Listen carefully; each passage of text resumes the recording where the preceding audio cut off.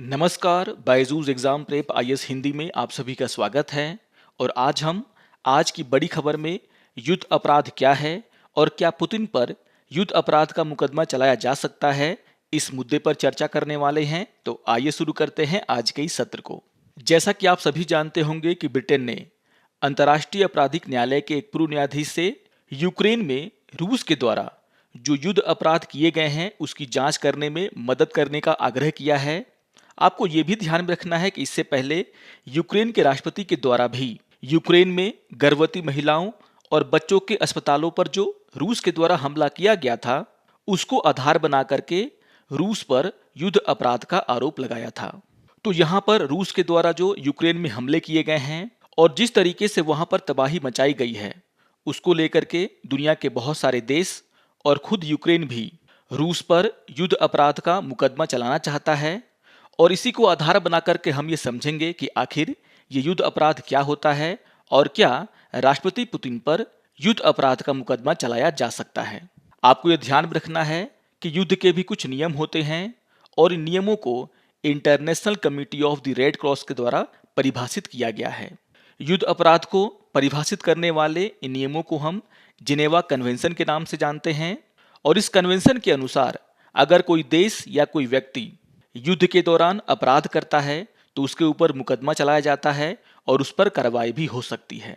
आपको ध्यान में रखना है कि जेनेवा कन्वेंशन अंतर्राष्ट्रीय संधियों की एक सीरीज है जो किसी भी युद्ध में मानवीय उपचार के लिए अंतर्राष्ट्रीय कानूनी मानकों को निर्धारित करती है। इसके पहले 3 कन्वेंशन युद्ध में लड़ने वाले सैनिकों और युद्ध बंदियों को सुरक्षा प्रदान करने के लिए बनाए गए हैं, जबकि द्वितीय विश्व युद्ध के बाद चौथा कन्वेंशन इसमें शामिल किया गया जिसके तहत युद्ध क्षेत्र के आम नागरिकों की सुरक्षा की जाती है। तो यहाँ पर आपको ध्यान में रखना है कि जिनेवा कन्वेंशन में युद्ध के दौरान जिन अंतर्राष्ट्रीय कानूनी मानकों को युद्ध में शामिल देशों के द्वारा माना जाना चाहिए उसको लेकर के चर्चा किया गया है। अगर हम इस कन्वेंशन की बात करें तो 1949 में इस कन्वेंशन को रूस सहित संयुक्त राष्ट्र के सभी सदस्य देशों ने अनुमोदित किया था। इसके तहत आम नागरिकों और उसके लिए जरूरी बुनियादी ढांचे को जानबूझकर किसी भी देश के द्वारा निशाना नहीं बनाया जा सकता है। जैसे कोई देश किसी दूसरे देश के हॉस्पिटल, स्कूल, कॉलेज पर जानबूझकर के हमला नहीं कर सकता है। और आप सभी को याद होगा कि रूस के द्वारा 14 मार्च को मारियोपोल में गर्भवती महिलाओं और बच्चों के अस्पताल पर हमला किया गया था। आप देख सकते हैं इस फिगर में, यहाँ पर इन दोनों बिल्डिंग्स के ऊपर रशियन लैंग्वेज में चिल्ड्रन लिखा हुआ है और उसके बावजूद यहाँ पर रूसी सैनिकों के द्वारा इस पर हमला किया गया। इसके अलावा यूक्रेन का ये भी कहना है कि खार्किव में भी रूस के द्वारा आवासीय इलाकों पर क्लस्टर बमों से हमला किया गया जिससे कि वहाँ पर जान और माल का भारी नुकसान हुआ है और जिसके कारण यूक्रेन के द्वारा ये बार बार कहा जाता है कि रूस यूक्रेन में युद्ध अपराध कर रहा है। इसके अलावा दुनिया के अन्य देशों के द्वारा भी रूस पर इस तरह के आरोप लगाए जा रहे हैं। आपको यह भी ध्यान में रखना है कि इस कन्वेंशन में यह कहा गया है कि किसी भी देश के द्वारा ऐसे हथियारों का इस्तेमाल नहीं किया जाएगा जिससे कि वहां पर बड़े पैमाने पर तबाही मच सकता है, जैसे क्लस्टर बम, केमिकल या जैविक हथियार। यानी कि बड़े स्तर पर तबाही फैलाने वाले इन हथियारों पर इस कन्वेंशन के द्वारा प्रतिबंध लगाया गया है। इस कन्वेंशन में यह भी कहा गया है कि युद्ध में जो लोग बीमार हैं, जो चोटिल लोग हैं, उनका इलाज किया जाना चाहिए और इसमें घायल सैनिक भी शामिल हैं। आपको यह ध्यान में रखना है कि जो सैनिक युद्ध के दौरान घायल हो जाते हैं उन्हें भी उपचार का अधिकार होता है। यहाँ पर यह भी कहा गया है कि युद्ध के दौरान अगर किसी देश के सैनिक के द्वारा लोगों की हत्या किया जाता है, रेप किया जाता है या फिर नरसंहार किया जाता है तो इसे मानवता के विरुद्ध अपराध माना जाएगा। तो यहाँ पर आपको ध्यान में रखना है कि जो जेनेवा कन्वेंशन है उसमें कुछ अंतर्राष्ट्रीय कानून बनाए गए हैं युद्ध से जुड़े हुए, और अगर किसी देश के द्वारा इनका उल्लंघन किया जाता है तो उस पर युद्ध अपराध का मुकदमा चलाया जा सकता है। आइए अब हम ये समझ लेते हैं कि आखिर किसी पर युद्ध अपराध का आरोप लगाया जाता है तो उस पर कैसे मुकदमा चलाया जा सकता है। यहाँ पर आपको ध्यान में रखना है कि इंटरनेशनल कोर्ट ऑफ जस्टिस और इंटरनेशनल क्रिमिनल कोर्ट ये 2 ऐसी संस्थाएं हैं जो इन अपराधों की सुनवाई कर सकती हैं। आपको ये भी ध्यान में रखना है कि इससे पहले जो दुनिया में युद्ध अपराध हुए हैं उसकी सुनवाई करने के लिए, उन पर मुकदमा चलाने के लिए ट्रिब्यूनल भी बनाए गए हैं। जैसे रवांडा नरसंहार के दोषी पर मुकदमा चलाने के लिए एक अलग से ट्रिब्यूनल बनाया गया था। लेकिन अगर हम आज की बात करें तो अभी युद्ध अपराध के दोषियों पर इंटरनेशनल कोर्ट ऑफ जस्टिस और इंटरनेशनल क्रिमिनल कोर्ट में मुकदमा चलाया जा सकता है। यहाँ पर आपको ध्यान में रखना है कि जो आईसीजे है यानी कि इंटरनेशनल कोर्ट ऑफ जस्टिस है, वह दो देशों के बीच विवाद पर सुनवाई कर सकता है, लेकिन व्यक्तिगत स्तर पर कोई भी सजा नहीं दे सकता। यानी कि इंटरनेशनल कोर्ट ऑफ जस्टिस दो देशों के बीच में अगर युद्ध अपराध का मामला चल रहा है तो उस पर सुनवाई कर सकता है, लेकिन किसी खास व्यक्ति पर मुकदमा नहीं चला सकता।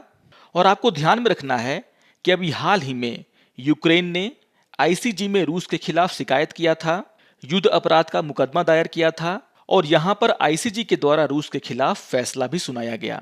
लेकिन आपको ध्यान में रखना है कि आईसीजे का जो फैसला है उसे संयुक्त राष्ट्र सुरक्षा परिषद के द्वारा लागू किया जाएगा।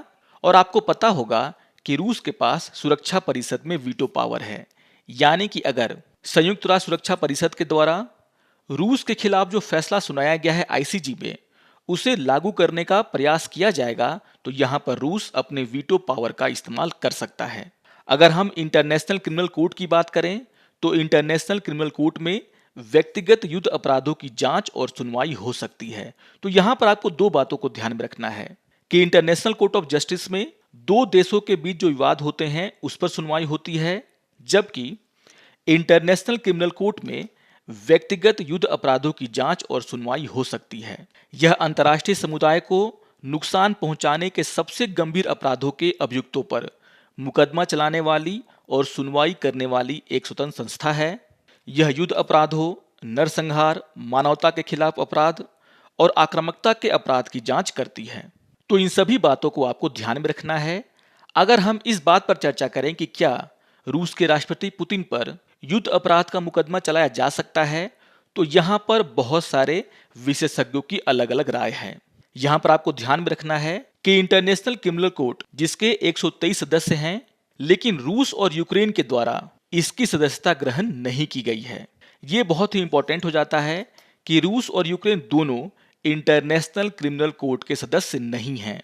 हालांकि यहां पर आपको ध्यान में रखना है कि यूक्रेन के द्वारा इंटरनेशनल क्रिमिनल कोर्ट के न्याय क्षेत्र को स्वीकार किया गया है, यानी कि अगर यूक्रेन में कोई भी युद्ध अपराध होता है तो यहां पर कुछ मामलों में इंटरनेशनल क्रिमिनल कोर्ट हस्तक्षेप कर सकता है। अगर हम रूस की बात करें तो रूस आईसीसी से 2016 में बाहर आ गया था और बहुत सारे विशेषज्ञों का यह मानना है कि राष्ट्रपति पुतिन पर इंटरनेशनल क्रिमिनल कोर्ट में युद्ध की शुरुआत करने के लिए मुकदमा चलाया जा सकता है।